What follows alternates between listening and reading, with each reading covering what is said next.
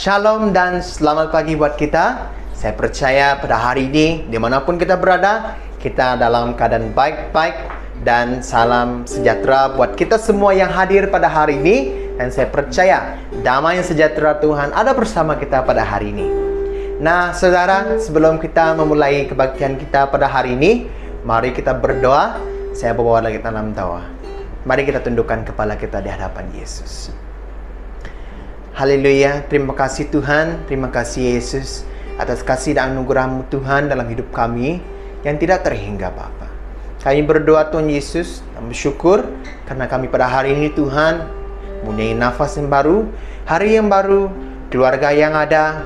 Kami sangat bersyukur Tuhan karena kami tahu Tuhan Yesus, Engkau Allah yang hidup, Allah yang memberikan kami hidup Tuhan. Kami berdoa Tuhan Yesus, dari awal perdagangan hingga akhirnya Tuhan Yesus, kebaktian kami pada hari ini kami serahkan dalam tangan-Mu Tuhan, karena kami tahu Engkau Allah yang patut dipuji dan disembah Tuhan. Terima kasih Tuhan, terima kasih Yesus. Dimanapun kami berada Tuhan, kami percaya malaikat-Mu yang akan berkemah di setiap rumah-rumah yang ada Tuhan. Baik dimanapun kami berada, Engkau ada bersama kami Yesus.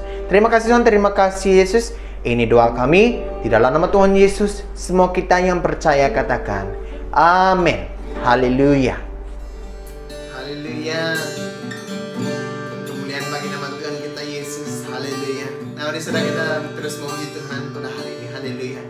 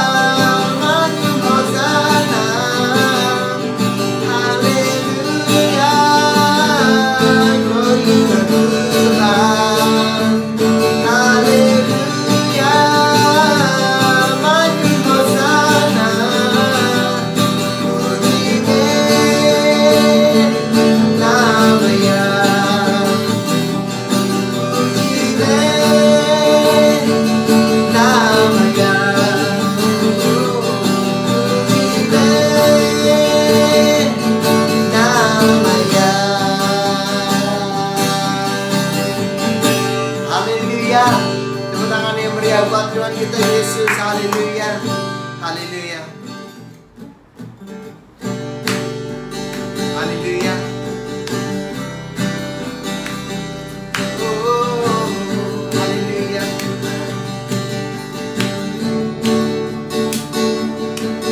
Betapa baiknya Engkau Tuhan, kasih-Mu tiada berkesudahan. Betapa mulia kasih-Mu Yesus, jiwaku diselamatkan. Betapa baiknya Engkau Tuhan, kasih-Mu tiada berkesudahan. Betapa mulia kasih-Mu Yesus, jiwaku diselamatkan. Hosana ku memuji Tuhan, Hosana ku tinggikan Yesus. Hosana, Hosana, Hosana. Betapa baiknya Engkau Tuhan, kasih-Mu tiada berkesudahan. Betapa mulia kasih-Mu Yesus, jiwaku diselamatkan. Betapa baiknya Engkau Tuhan, kasih-Mu tiada berkesudahan. Betapa mulia kasih-Mu Yesus, jiwaku diselamatkan. Hosana ku memuji Tuhan, Hosana ku tinggikan Yesus. Hosana, Hosana, Hosana. Hosana ku memuji Tuhan, Hosana ku tinggikan Yesus. Hosana, Hosana, Hosana. Hosana ku memuji Tuhan, Hosana ku tinggikan Yesus. Hosana, Hosana, Hosana. Hosana, Hosana, Hosana. Hosana, Hosana, Hosana. Haleluya, tepuk tangan yang meriah buat Tuhan kita Yesus. Haleluya. Mari kita tunduk di hadapan Yesus. Kita mendengarkan suara Yesus dalam hidup kita. Haleluya.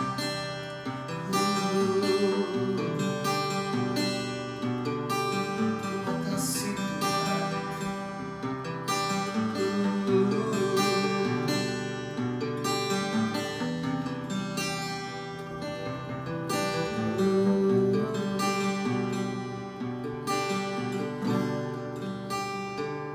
Ajaraku Tuhan, jaga penampan.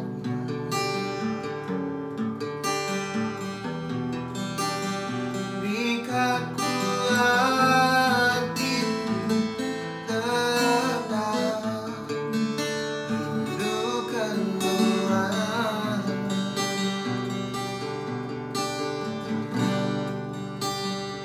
Ajar aku Tuhan,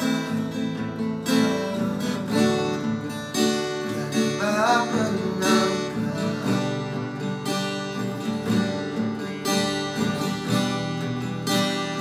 Berikan ku hatiku tetap rindukan-Mu.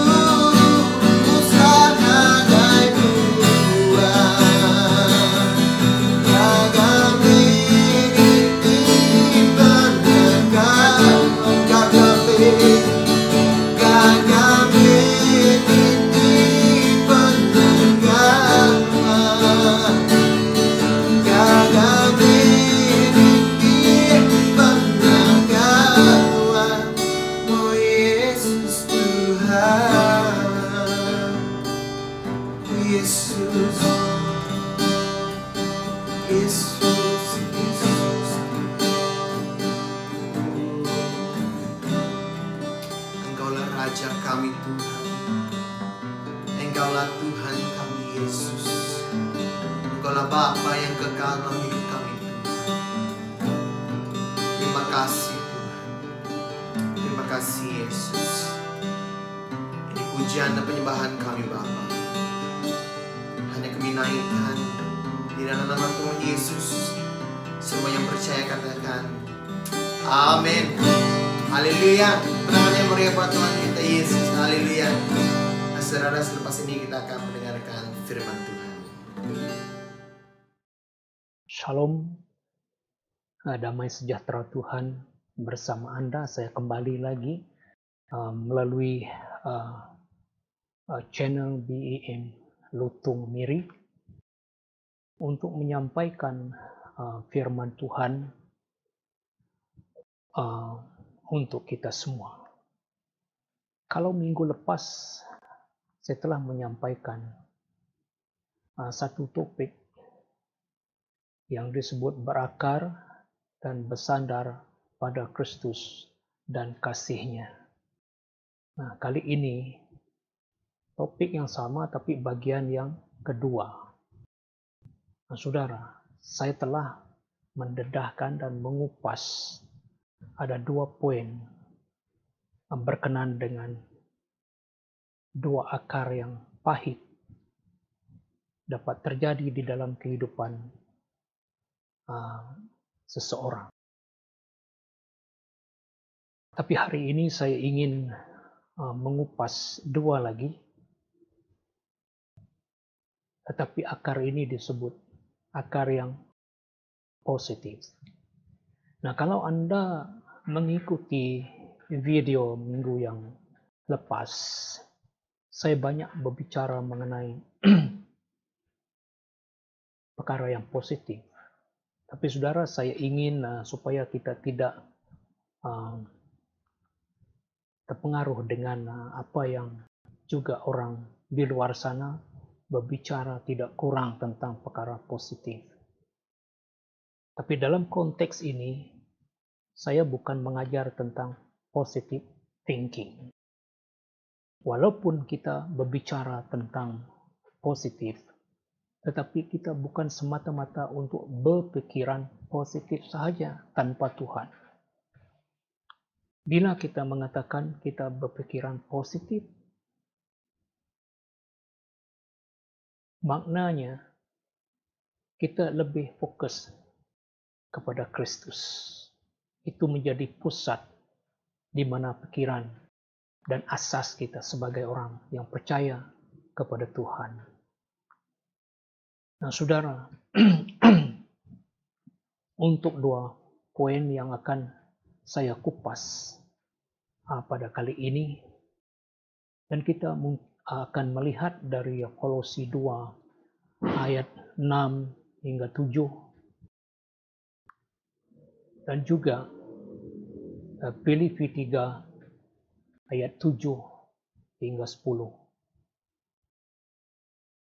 Di mana poin yang pertama ini saya akan mengupas tentang asas kehidupan kita harus berasaskan Kristus. Dan yang kedua, kita juga akan mengupas tentang mendasarkan hidup ini kepada cinta Kristus. Nah, nanti kita akan melihat rujukan ayat seperti terdapat di dalam Efesus 3 ayat 17 hingga 19, dan juga kita akan mengupas dalam kitab Yohanes yang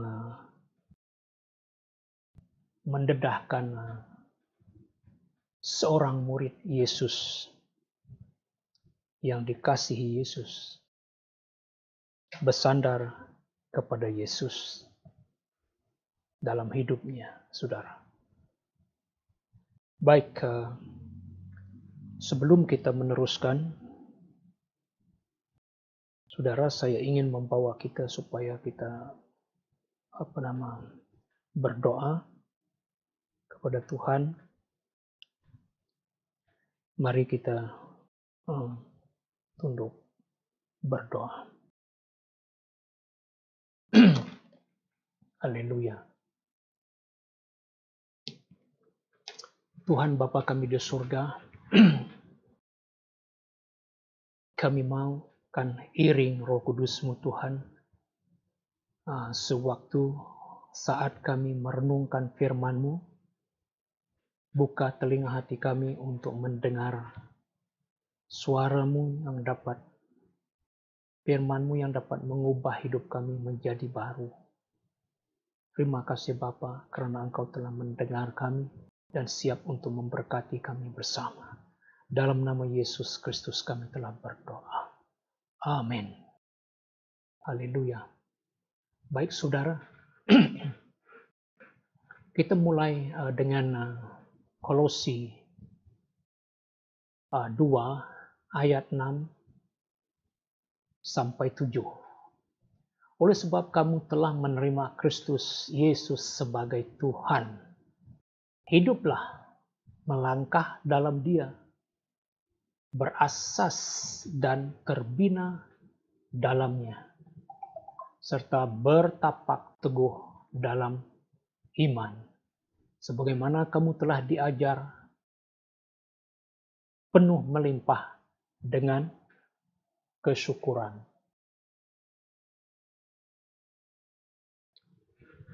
Nah, saudara, saya mau baca Alkitab dari versi Borneo. Nah, saya coba membiasakan diri dengan ini versi Borneo ini. Jadi di sini kalau kita melihat saudara, merupakan panggilan Kristus kepada kita. Bila kita memperhatikan, memikirkan tentang kehidupan kita sebagai orang Kristen,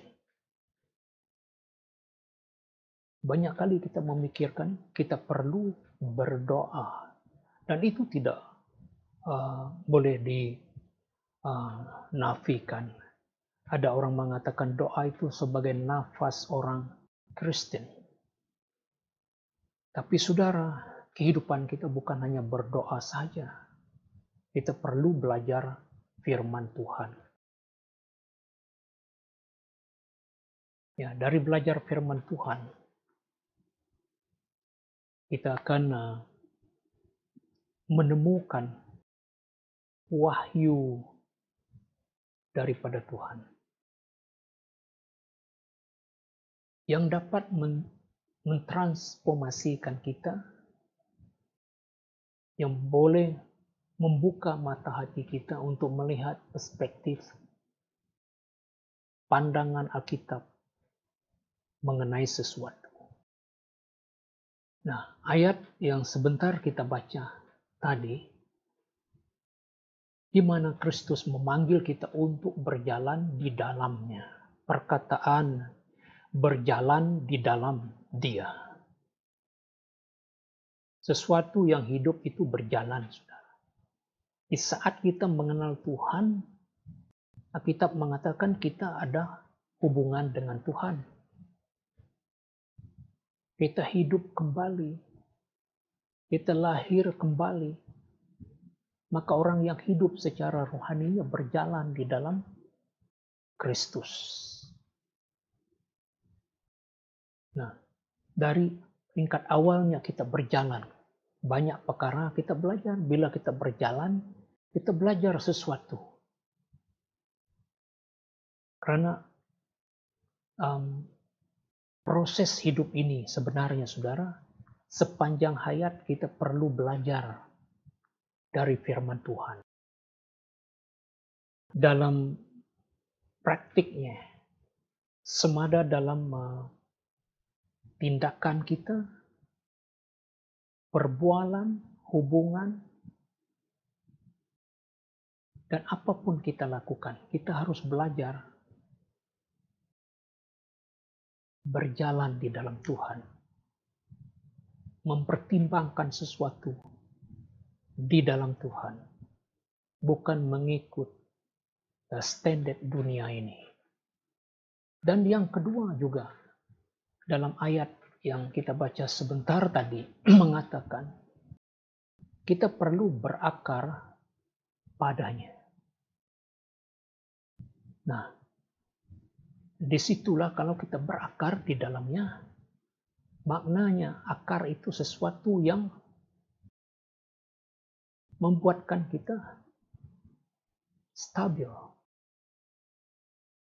di mana kita dibangunkan di dalam Dia. Di situ kita berdiri di dalam iman. Nah, pada akhirnya dia mengatakan untuk beriman dengan penuh kesyukuran. Nah, di situ kita melihat kehidupan kita sebagai orang Kristen ini sebenarnya, saudara, bukan hanya meminta dan menikmati berkatnya, tetapi kita beriman dengan penuh kesyukuran. Bila hidup ini, kesyukuran itu menjadi amalan hidup kita, saudara, kita akan kurang komplain. Karena kita fokus kepada Tuhan, bukan kepada problem. Dan mari kita lihat di dalam Filipi 3 ayat 7 hingga 11. Kita ingin mengupas sedikit mengenai kehidupan Paulus, ya, sedikit saja. Apa yang dia katakan, saya rasa saya dan Anda pernah dalam hidup kita, terutama sekali bagi kita yang menjalani hidup kita yang banyak warnanya sebelum kita mengenal Kristus dalam kehidupan kita, saudara. Kita pernah memperjuangkan sesuatu yang dianggap sangat penting di dalam kehidupan kita. Adapun kita memperjuangkan sesuatu itu karena kita melihat orang lain itu budaya dan orang juga kebanyakan ya orang memperjuangkan perkara itu, maka kita juga harus memperjuangkan itu. Nah, sepertinya Paulus mengatakan dalam Filipi 3 ayat 7 hingga 11, dia katakan, tetapi segala yang dahulu merupakan untung bagiku, ya, sekarang kukira rugi karena Kristus. Bahkan segala perkara kukira rugi berbanding keagungan mengenal Kristus Yesus Tuhanku. Oleh sebab dialah aku telah kerugian segalanya, yang kukira sampah sarap belaka, supaya aku mendapat untung, yaitu Kristus, dan didapati di dalamnya, bukan dengan perbenaran sendiri datang dari Taurat, melainkan yang datang melalui iman kepada Kristus. Kebenaran daripada Allah melalui iman. Aku hendak mengenalnya dan kuasa kebangkitannya, dan turut merasai penderitaannya, serta menjadi seperti Dia dalam kematiannya, supaya pada akhirnya aku dapat mencapai kebangkitan daripada kematian. Nah, saudara, inilah seorang yang pernah melihat pada suatu ketika dalam hidupnya, setelah dia kenal Tuhan, dia lihat apa yang dia telah perjuangkan sebelum itu dianggapnya sama sekali tidak bernilai, tidak berguna. Apakah lagi kalau dibanding dengan Kristus, saudara. Paulus mengatakan itu hanya sampah saraf belaka. Nah kita, saudara, kalau Anda pernah membaca Alkitab dan mendengar ataupun cerita tentang kisah hidup Paulus, Saul, sebelum dia mengenal Tuhan, dia merupakan seorang yang berpendidikan tinggi. Dan juga dia mempertahankan, memperjuangkan agamanya. Yang dia anggap itu sesuatu yang perlu diperjuangkan. Sehingga dia terlibat melakukan kekejaman terhadap orang Kristen. Tetapi saudara, Tuhan Yesus yang penuh kasih sayang memberi peluang kepada Paulus untuk bertobat. Dan akhirnya dia encounter dengan kemuliaan Tuhan. Dan disitulah dia menyerah. Bertobat kepada Tuhan. Dan akhirnya dia bukan hanya menjadi percaya, tetapi dia salah satu daripada rasul yang dipakai Tuhan dengan luar biasa. Nah, saudara tahu, Tuhan tidak menghitung betapa keji, betapa perbuatan jahat rasul ini sebelum dia mengenal Tuhan. Karena Tuhan lebih melihat kemuliaan Tuhan. Tuhan pakai dia. Tuhan mengubah dia. Dari Paulus, banyak orang mengenal Tuhan. Maka itu saudara, kita melihat apa yang dia katakan di sini. Kalau dia memikirkan ataupun menganggap sesuatu yang dia perjuangkan sebelum dia mengenal Yesus, itu adalah dianggap sebagai sampah saraf. Saudara, coba kita bertanya untuk diri kita sendiri, apa yang kita perjuangkan sekarang? Semada itu merupakan pengetahuan, pendidikan, dan keperluan makanan, minuman, uang, ringgit, dan sebagainya. Tidak salah. Tetapi kalau perjuangan itu tanpa Yesus Kristus, saudara, lebih baik kita datang kepada Tuhan.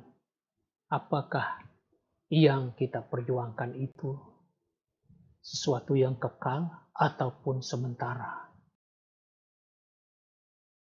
Kalau tidak berbaloi, saudara, kita perlu memikirkan sesuatu yang kekal. Tidak ada yang kekal sebenarnya, kecuali Yesus Kristus. Hidup yang kekal yang dia sediakan bagi kita. Nah saudara, Paulus mengatakan bahwa dia mengira keuntungannya sebagai suatu kerugian oleh karena Kristus. Dia sengaja, saudara, dia memilih untuk menderita, kehilangan semua perkara untuk Kristus. Dan untuk tahap itu, level itu sangat tinggi, mendalam bagi kita, saudara. Karena Paulus ini dia sudah tahu apa ongkosnya untuk menjadi rasul, untuk mengenal Kristus. Saudara, dia tahu dia akan kehilangan semuanya. Dia letakkan, dia lepaskan semua itu. Dan dia mengatakan perkara yang dicarinya tidak bernilai sama sekali pun.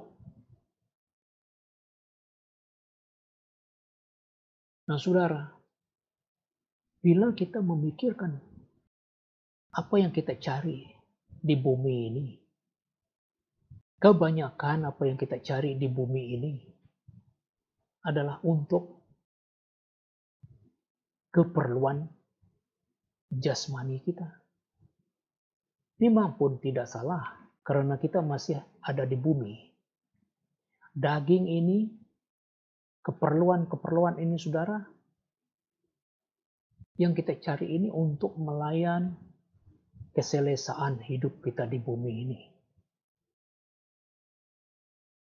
Maka perjuangan itu harus kita lihat kepada sesuatu yang lebih kekal.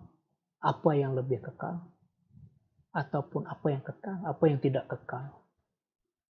Paulus sudah membuat keputusan. Dia katakan, perkara yang dicarinya itu tidak bernilai sama sekali. Kalau banding dengan Kristus, memang pun saudara.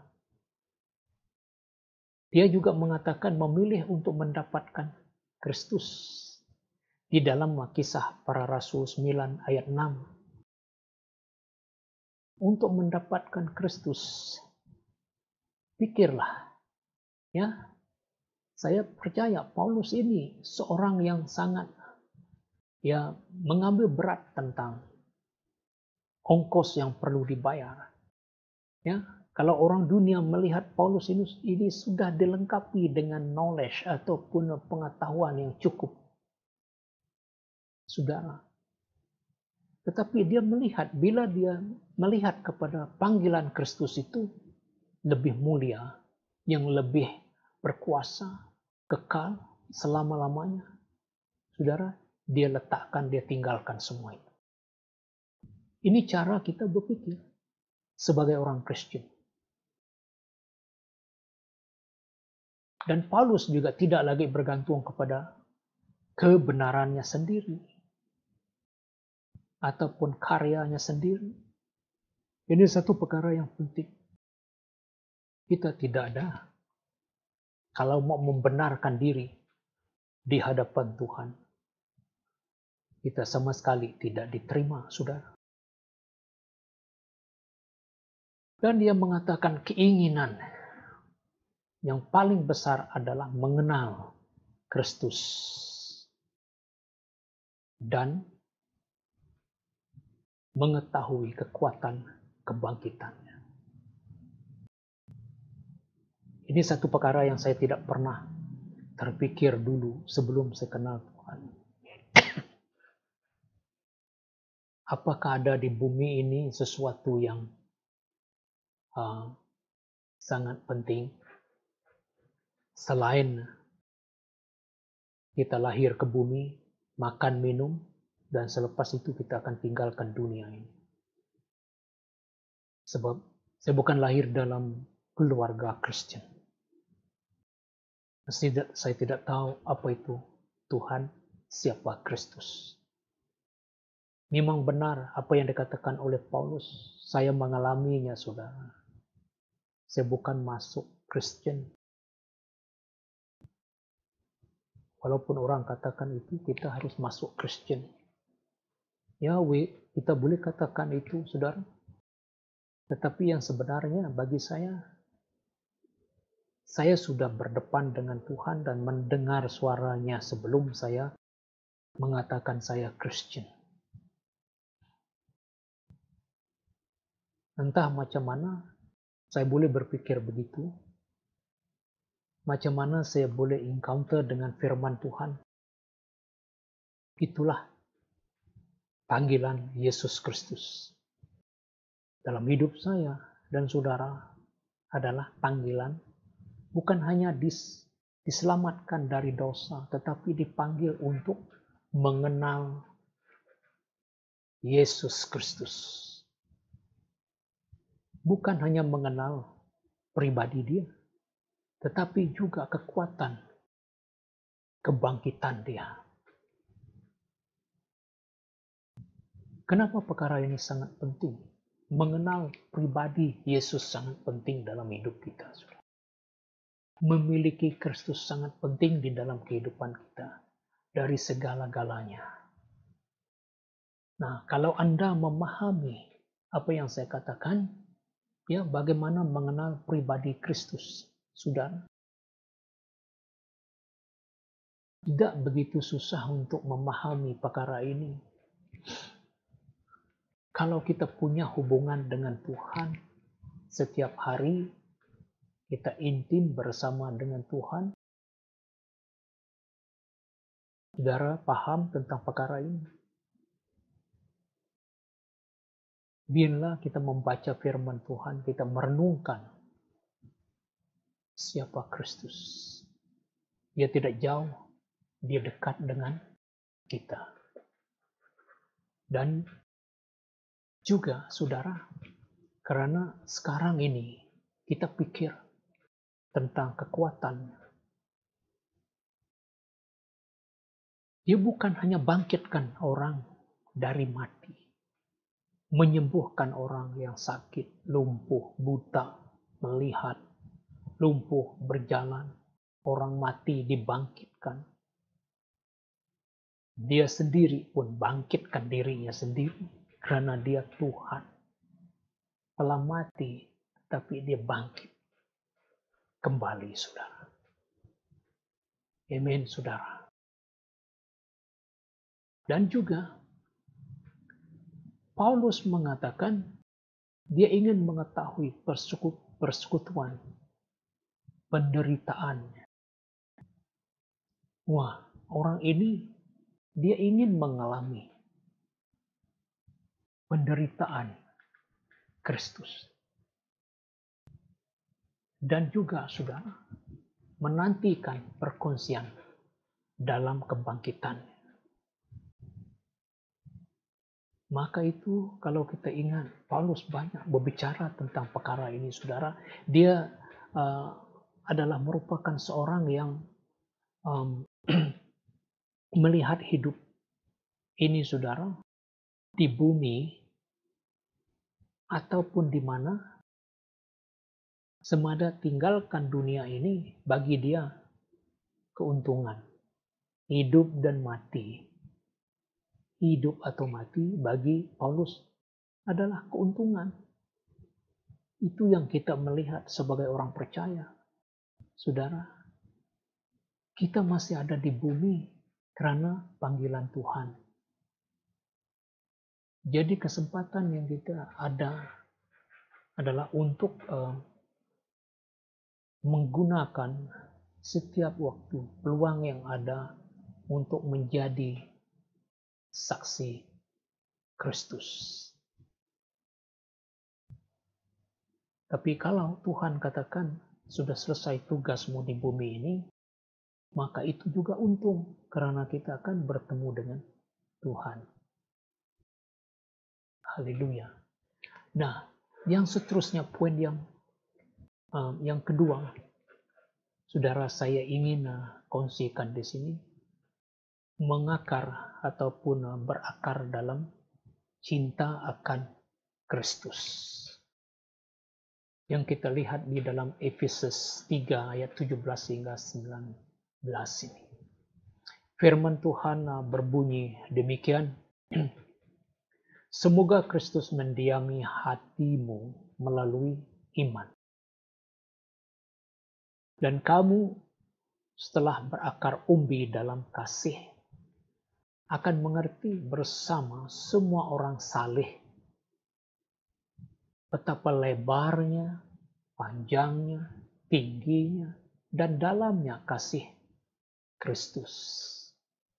Dan mengetahui kasih Kristus ini yang tidak terjangkau oleh pengetahuan manusia, supaya kamu dipenuhi dalam seluruh kepenuhan Allah. Ayat ini, saudara, sangat mendorong kita.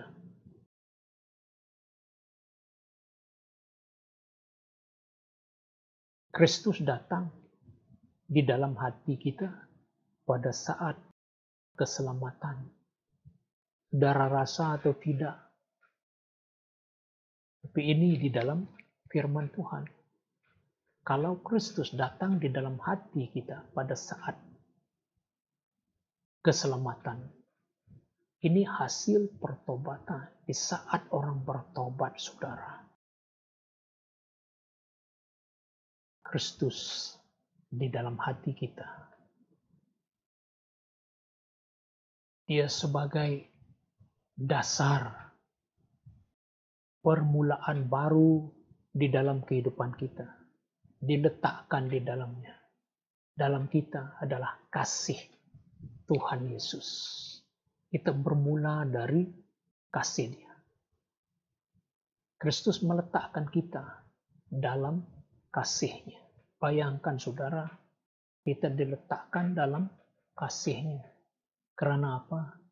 Karena kita perlu belajar memahami kasih Kristus.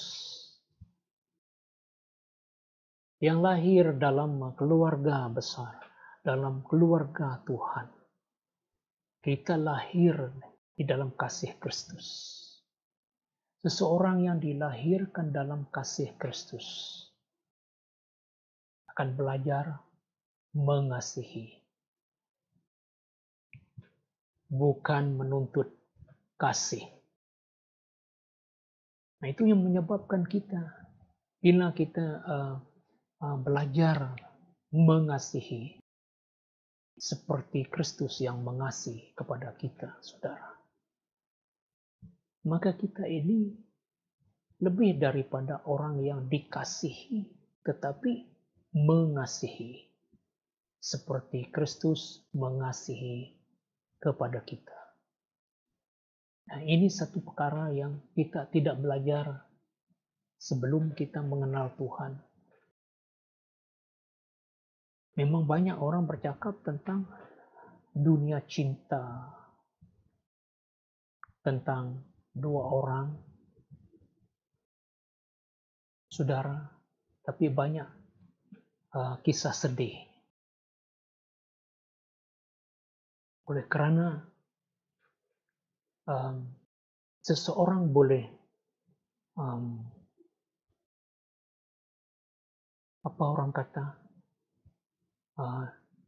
tidak setia karena manusia sudah kehilangan kemuliaan Allah. Manusia itu tidak sempurna lagi di dalam kasihnya.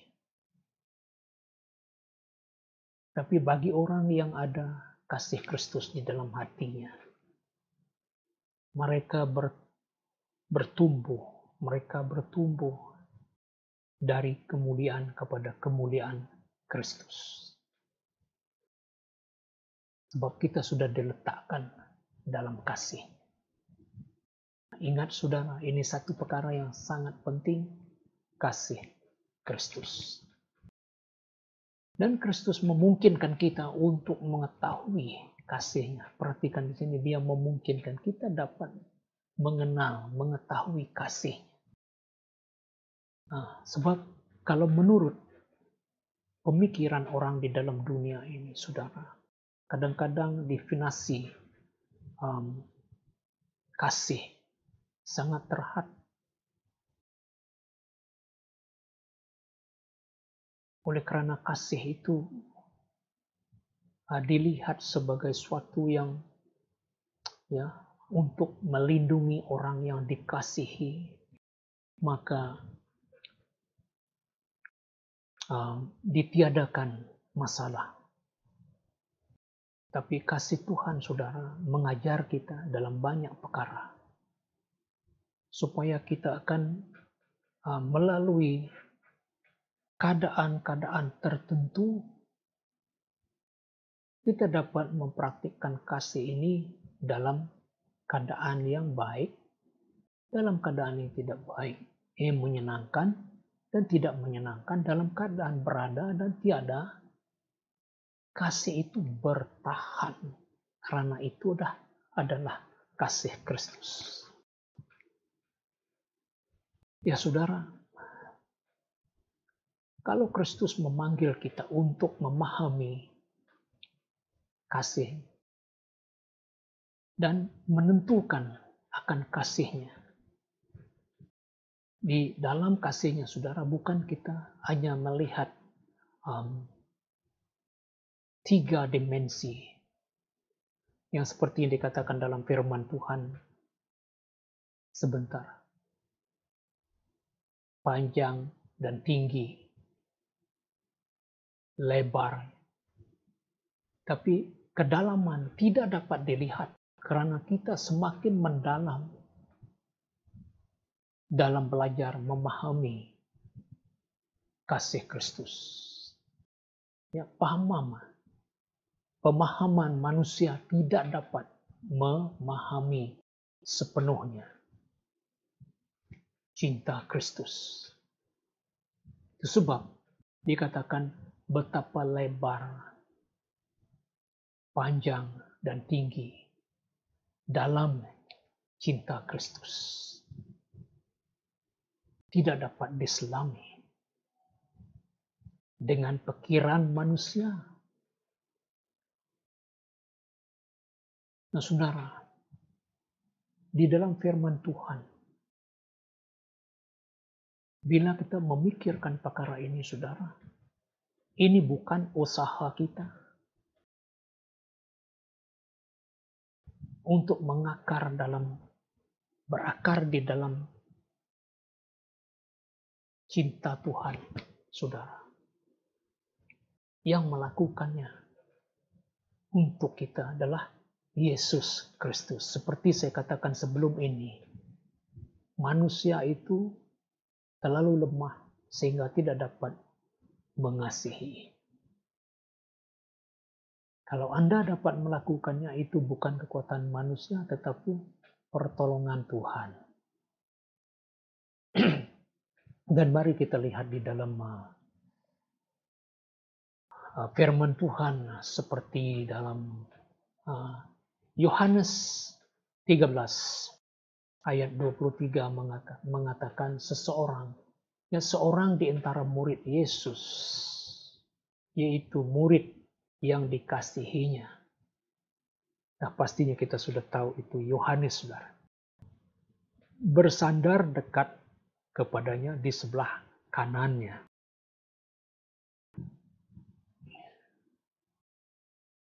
Dalam bahasa Inggrisnya sebenarnya leaning on Jesus' bosom. Dia bersandar. Dan ini membawa arti yang begitu mendalam. Dengan begitu yakin dan percaya tentang kasih Kristus. Dia bersandar. Perkataan bersandar ini, saudara, sangat penting. Apa yang kita ada ini, saudara, kita tidak dapat memenangkan Tuhan dengan usaha, kekuatan, perbuatan kita sendiri. Yang penting, saudara, kita bersandar kepada Kristus. Itu yang perlu kita ingat. Itu yang perlu kita memperingatkan diri kita sendiri. Tidak kira apapun, saudara, apa yang kamu buat sebenarnya, itu adalah hasil daripada tindakannya kasih Tuhan yang sudah berada di dalam kehidupan kita. Ya, bukan semata-mata untuk supaya Tuhan melihat kita melakukan itu, ini, dan sebagainya. Sehingga Tuhan terpuja dan terpengaruh melihat perbuatan kita. Dia bukan begitu, saudara. Kita mendapat kekuatan daripada Tuhan karena kita bersandar kepada Kristus. Amin. Nah, saudara, kita perlu ingat dalam hidup kita. Seperti saya katakan minggu lepas, saudara, ada 4 akar yang boleh terjadi di dalam kehidupan kita. 2 akar pahit, 2 yang positif, 2 yang negatif. Ini, saudara, kalau kita tidak berhati-hati, yang pahit pun dapat bertumbuh di dalam kita dan berkembang. Dan yang negatif dan positif juga dapat diperkembangkan, dapat bertumbuh. Maka kita perlu memikirkan perkara ini. Nah, di sini, saudara, mari kita renungkan dalam seperti di dalam firman Tuhan terdapat di dalam Matius 24 13 ayat 24 hingga 30. Yesus membentangkan suatu perumpamaan lain lagi kepada mereka. Katanya, hal surga kerajaan surga itu seumpama orang yang menaburkan benih yang baik di ladang. Tetapi pada waktu semua orang tidur, datanglah musuh, menaburkan benih lalang di antara gandum, lalu pergi. Ketika gandum itu tumbuh dan mulai berbulir, nampak jugalah lalang itu. Maka datanglah hamba-hamba tuan ladang itu kepadanya dan berkata, "Tuan, bukankah benih baik yang Tuan tabur di ladang? Dari manakah lalang itu?" Jawab tuan itu, "Seorang musuh yang melakukannya." Berkatalah hamba-hamba itu kepadanya, "Jadi, maukah Tuan supaya kami pergi mencabut lalang itu?" Tetapi ia berkata, "Jangan, sebab mungkin gandum itu ikut tercabut pada waktu kamu mencabut lalang itu. Biarkan keduanya tumbuh bersama sampai waktu menuai. Pada waktu itu aku akan berkata kepada para penuai, kumpulkanlah dahulu lalang itu dan ikatlah berbekas-bekas untuk dibakar. Kemudian kumpulkanlah gandum itu ke dalam lumbungku." Nah, itu firman Tuhan. Nah, kita perhatikan di sini apa yang dalam perumpamaan ini, gandum dan lalang sama-sama tumbuh.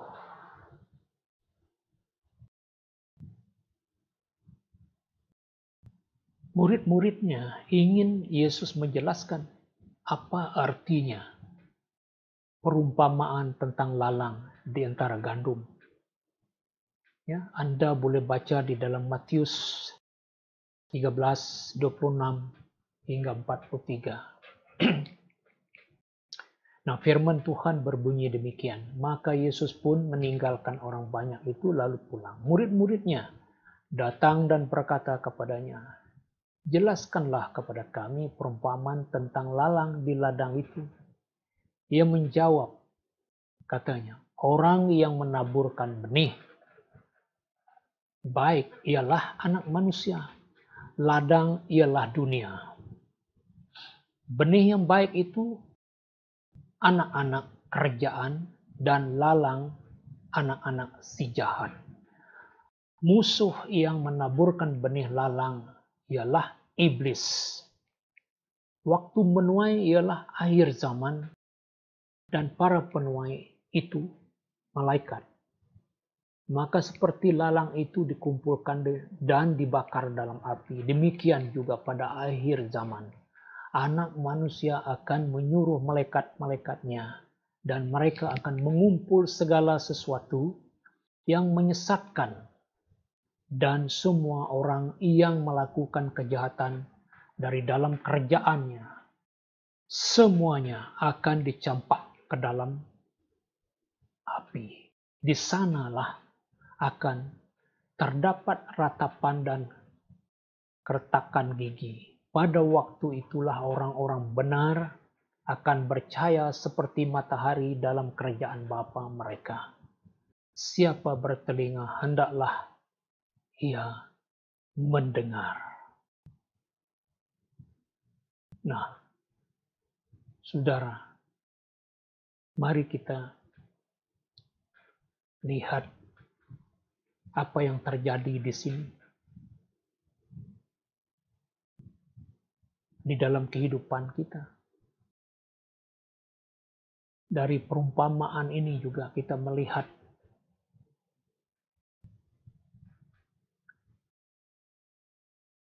sesuatu yang pasti terjadi.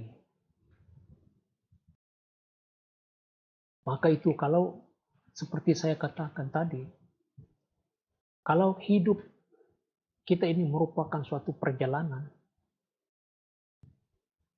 di akhirnya nanti perjalanan ini akan menyaksikan apa yang sudah ditabur, yang kita kumpulkan, koleksi atau hasil daripada yang kita percaya, atas dasar apa letaknya. Saudara, kita perlu belajar melangkah di dalam Kristus, tidak terlambat untuk kita mengubah cara kehidupan kita, melandaskan dan biarkan diri Anda dibina dalam kasih-Nya atas dasar letaknya iman kita. Yesus memanggil kita untuk hidup dalam Dia, berakar padanya, dibangun di dalamnya, berdiri dalam iman, beriman penuh kesyukuran. Nah, bila kita melihat kepada ini yang memungkinkan kita dapat bersandar, berakar pada Kristus dan kasih-Nya, saudara. Dari ayat firman Tuhan yang sudah kita bersama, baiklah kita boleh membuat kesimpulan dari semua apa yang kita baca tadi, saudara. Yang pertama, seperti saya katakan tadi, jangan berhenti belajar melangkah dalam Kristus. Kehidupan kita bukan hanya untuk menolong diri kita sendiri, menolong keluarga kita, saudara. Kehidupan kita, Tuhan mau pakai Anda menjadi berkat kepada orang lain. Tetapi kalau kita sendiri tidak belajar melangkah bersama di dalam Kristus, saudara, bagaimana kita tolong orang? Ramai orang yang memerlukan orang membimbing mereka ke jalan Tuhan, bagaimana melangkah dalam Kristus. Gaya dunia, cara dunia, saudara, itu di mana-mana saja. Budaya dunia itu boleh orang ikut. Tapi orang ya tersilap, dia pikir ini hanya Kristen saja. Tetapi mereka tidak pernah melalui proses firman Tuhan. Mereka tidak pernah mengalami bagaimana berjalan dalam Kristus. Kalau tidak ada orang memberitakan kepada mereka, siapa yang dipakai Tuhan, saudara? Anda dan saya bertanggung jawab. Jadi, yang kedua, saudara, mengenal Yesus dan kuasa kebangkitannya. Pengenalan akan Kristus dan kuasa kebangkitannya bukan hanya membuat kita menjadi Kristen yang stabil saja dalam iman, malahan menjadikan kita lebih yakin menghadapi hari-hari kita, ya, menghadapi sebarang kemungkinan atau segala situasi keadaan hidup. Sehingga kita seperti Paulus mengatakan, hidup mati adalah keuntungan. Karena bagi orang percaya, mati itu bukan akhir sebenarnya, saudara.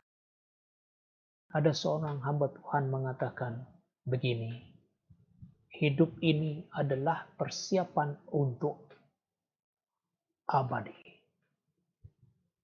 Hidup ini adalah suatu persiapan untuk hidup yang kekal. Nah, itu janji Tuhan. Dan yang ketiga, saudara, kasih Kristus mendiami orang percaya. Apa kita takuti, saudara? Kehilangan siapapun? Saudara, kalau lihat di sini, Yesus tidak pernah takut ditinggalkan oleh murid-muridnya.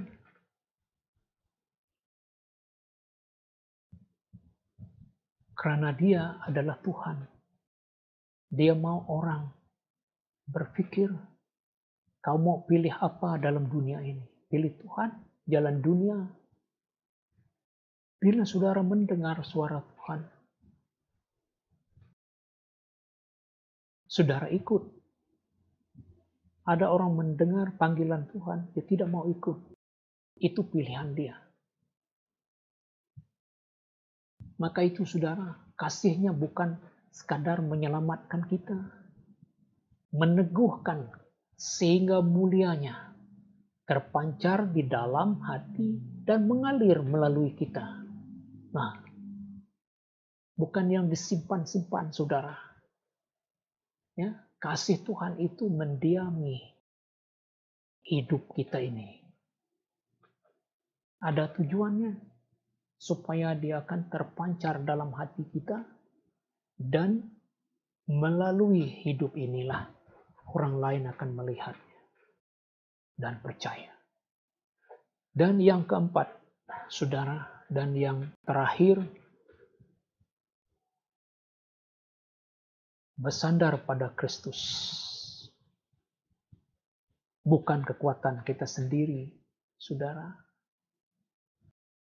Bukan menghitung kegagalan kita. Bukan kita melihat kelayakan kita. Kalau mau ikut standar itu, tidak ada orang yang layak. Maka itu bersandarlah kepada Kristus. Sekali lagi saya katakan bersandar kepada Kristus. Seperti Yohanes bersandar pada Kristus. Saudara, itu kalau kita lihat, saudara, dunia ini berlumba-lumba untuk mendapatkan sesuatu. Tapi kita tidak goyah. Kejayaan, title, karunia, keterampilan kita, dan segala yang ada dalam dunia ini tidak perlu dikejar.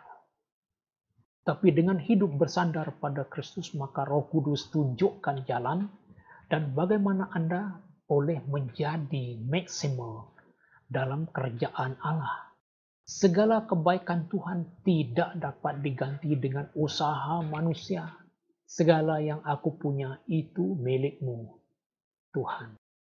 Nah, saudara, betapa eloknya, indah sekali cinta Yesus Kristus di dalam kehidupan kita, saudara. Dan saya ada beberapa petikan di sini. Saya percaya ini adalah dari orang yang mengasihi Tuhan. Dia katakan, marilah kita menyibukkan diri sepenuhnya dalam mengenal Tuhan atau mengenal Kristus. Semakin kita mengenali Dia, semakin kita akan ingin mengenal Dia. Apabila kasih bertambah dengan pengetahuan, semakin kita mengenal Tuhan, semakin kita akan benar-benar mengasihi Dia. Kita akan belajar mengasihinya sama dalam masa susah atau saat kegembiraan, tidak kira apa keadaan. Nah, karena kita sudah bertumbuh dalam kasih-Nya tadi, maka mencintai Tuhan ini bukan suatu yang sukar. Karena apa, saudara? Karena di dalam kita ada Roh Kudus menolong kita untuk mengasihi Tuhan Yesus dalam hidup kita. Dan apa kita lihat sekarang, saudara, dalam dunia kita jangan terbawa-bawa dengan orang yang suka melihat kepada pribadi seseorang, karunia seseorang.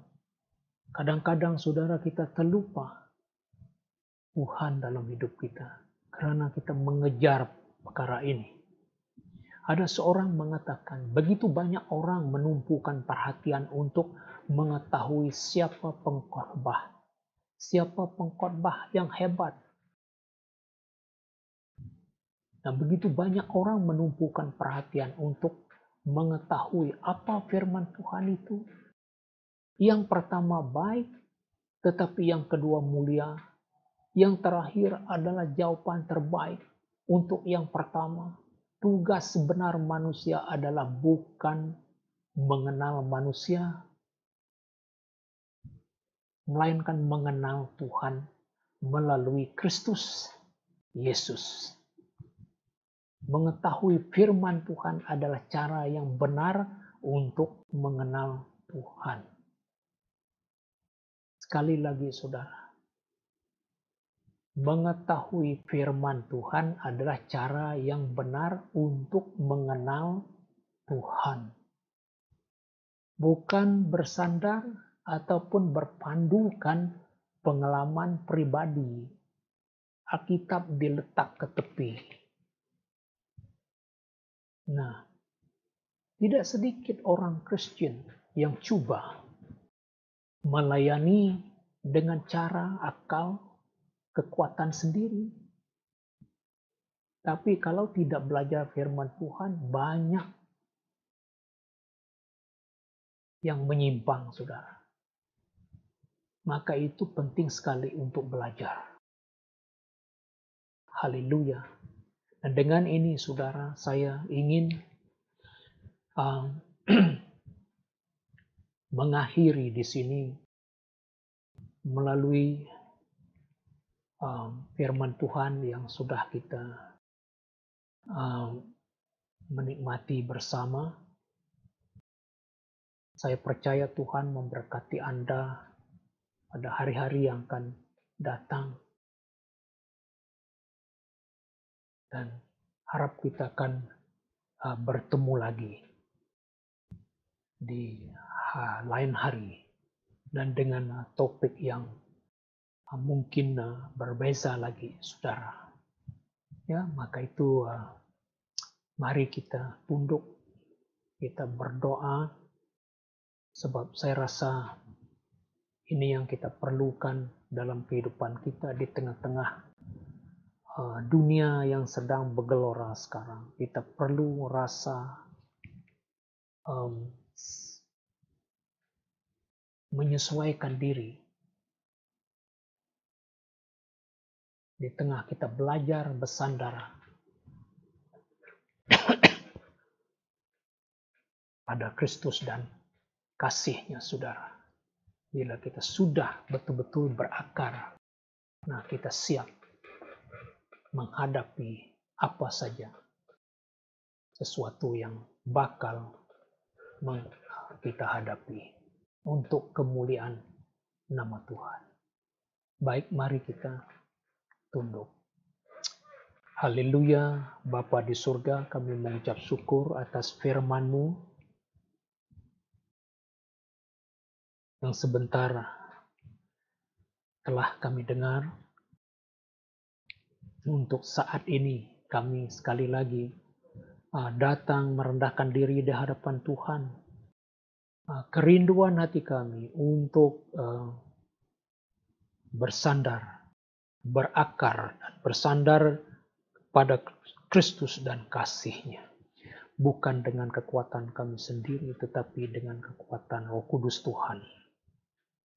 Marilah Tuhan supaya kami setiap hari kami belajar melangkah di dalam Tuhan. Dan dasar yang kami ada, yang kami miliki adalah firman-Mu yang memimpin kami sepanjang hidup kami. Di saat kami menghadapi sesuatu yang sukar bagi kami, Tuhan, Engkau menolong. Engkau buka jalan bagi setiap kami. Dan jadikanlah kami lebih maksimal walaupun di tengah badai hidup ini. Terima kasih Bapa. Dan Engkaulah Roh Kudus yang dapat menolong kami terus berakar dan bersandar kepada kasih Kristus. Haleluya. Di dalam nama Yesus kami berdoa dan mengucap syukur. Amin. Amen. Thank you. Haleluya. Nah mari saudara, pada masa ini kita akan memberi masa untuk kita ingin memberi yang terbaik buat Tuhan kita. Jadi saudara, mari kita sambil tahu dijalankan baik dimanapun Anda berada, baik di rumah ataupun di gereja ataupun dimanapun Anda berada, saudara, kita terus jalankan tanggung persembahan kita. Nah saudara, sedikit peringatan buat kita, jika kita daripada gereja yang lain bersama kita pada hari ini, nah saudara, kita boleh juga mengumpul persembahan, tapi kita serahkan uang persembahan Anda kepada gereja masing-masing. Oke? Jadi dengan itu saudara, bagi gereja BM Community Luthor, kita boleh memberikan uang persembahan kita melalui online transfer yang telah diberikan kepada kita melalui WhatsApp dan juga pada sekarang ini. Oke? Dipaparkan di dalam screen. Jadi saudara, dengan sambil tetap dijalankan, mari kita naikkan pujian kita buat Tuhan. Haleluya. Oh, haleluya.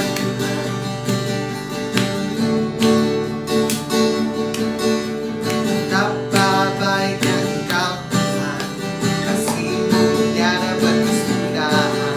Betapa mulia kasih-Mu Yesus, jiwaku diselamatkan. Betapa baiknya Engkau Tuhan, kasih-Mu tiada berkesudahan. Betapa mulia kasih-Mu Yesus, jiwaku diselamatkan. Hosana, ku memuji Tuhan. Hosana, ku tinggikan Yesus. Hosana, Hosana, Hosana. Betapa baiknya Engkau Tuhan, kasih-Mu tiada berkesudahan. Betapa mulia kasih-Mu Yesus, jiwaku diselamatkan. Betapa baiknya Engkau Tuhan, kasih-Mu tiada berkesudahan. Betapa mulia kasih-Mu Yesus, jiwaku diselamatkan. Hosana, ku memuji Tuhan. Hosana, ku tinggikan Yesus. Hosana, Hosana, Hosana. Hosana, ku memuji Tuhan.